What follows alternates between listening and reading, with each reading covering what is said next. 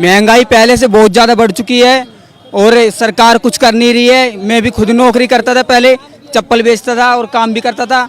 अब छोड़ के ये बाबा बनना पड़ा है मेरे को, ऐसा सीन हुआ आगे। छोड़ के बाबा बनना पड़ा। बाबा बनने से क्या लगता है आपको, क्या होगा? क्योंकि मेरी घरवाली है, वो कहती है कमाई होती है नहीं, क्या करी, वो अपने मेरे को छोड़ के घर पे चलेगी। मेरे को मजबूरी में संन्यास लेना पड़ा और सत्य की खोज में निकला हुआ हूँ। जहाँ देखता हूँ पाखंडी देखता हूँ मिलते हैं। हरिद्वार से नीलकंठ से सीधा आ रहा हूँ, वहाँ देखा सब बाबा पाखंडी बैठे हुए हैं। कोई चिलम पी रहा है, कोई दारू पी के टहल रहा है।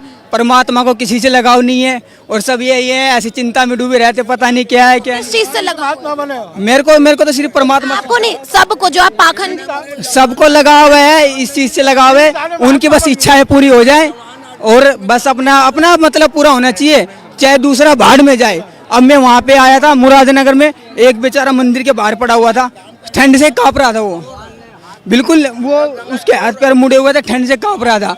और उसको देख के मेरे को इतना दुख हुआ कि ये क्या है ये संसार। और एक वहाँ पे आया, थाली लेके आया बाबा के, वहाँ पे काली माता को चढ़ा रहा। उसको मैंने कहा बाबा मेरे पास खुद कपड़े नहीं है, देखो आप देख सकते हो, इसको एक चादर दे दो।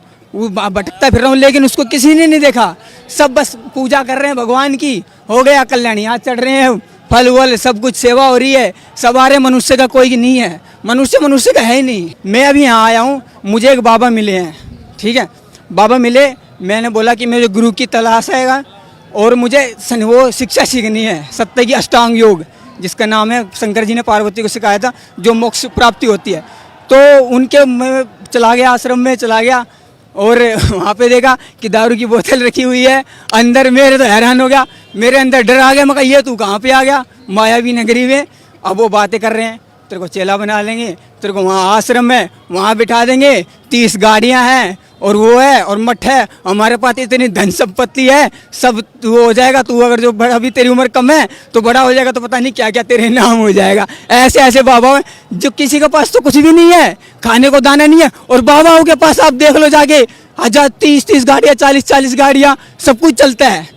ये है माया, असली माया तो ये। सबसे ज्यादा संपत्ति किसके पास है? बाबा के पास है। हाँ, धर्म जाति पे राजनीति भी होती है, लड़ाई दंगे भी धर्म जाति पे होते हैं। मेरे से भी उन्होंने पूछा था कि तू किस जात का है, तेरे को संस्कार ना पढ़ना करना पड़ेगा, तेरे बाल काटने पड़ेंगे, तेरे को डोरी पहनानी पड़ेगी, तेरा वस्त्र का ये सिखाएंगे वो सिखाएंगे। अब मैंने तो हाथ जोड़ लिया बाबा, मैं तो बस इन सब से मुक्त हूँ। कौन करता है ये आडम्बर करता है, बस दिखावा।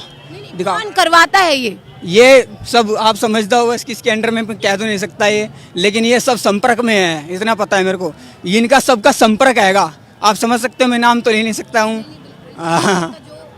आप आराम से कहिए, जिससे कि हम नहीं चाहते कि आपको दिक्कत हो। जितने भी मठ है, जितना भी जो कुछ है, ये आपस में इनका संपर्क होता है, लेकिन ये किसी की सहायता करे या ना करे। मैं ये कहता हूँ अगर जो एक अनपढ़ भी है ना, वो मठ में चला जाए, वो भी करोड़पति बन जाएगा भिखारी से, ऐसा हो सकता है। ये सच है। इतना बड़ा दावा कैसे कर रहे हैं? क्योंकि मैंने खुद अनुभव किया है इसका, और ये सच है। कोई माने चाहे ना माने, आप भी अनुभव कर सकते हो। लेकिन सच्चा इंसान इन सबसे परे रहता है, केवल परमात्मा उसके हृदय में रहते हैं। मेरे हृदय में भोलेनाथ, आज मेरा उपवास है।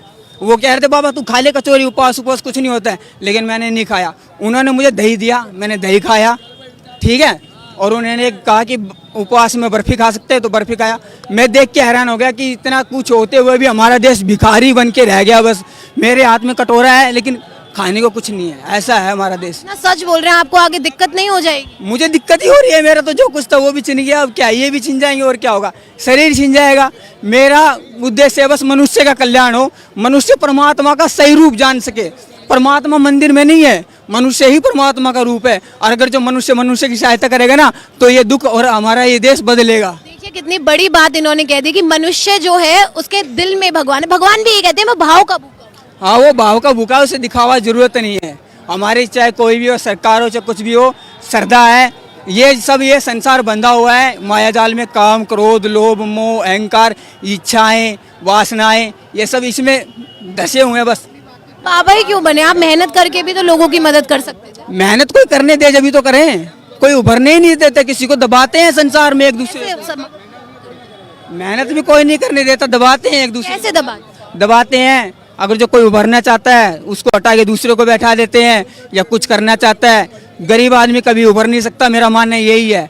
ये सच्चाई है और ये कभी नहीं उभरेगी। जो लालची बेईमान है उसके पास सब कुछ है, जो मायावी है, झूठा इंसान है, वो ही राज करेगा इस देश में, और सच्चा इंसान यूं ही दर दर की ठोकरें खाता फिरेगा और उसकी कोई भी नहीं सुनेगा। यही सच्चाई है। 28 साल की उम्र में ये बाबा बन गए हैं। अभी एक हफ्ते पहले इन्होंने संन्यास लिया। इनका कहना है कि ये मनुष्य की मदद करना चाहते हैं। इनका ये भी कहना है कि अगर दिल में भगवान होने चाहिए।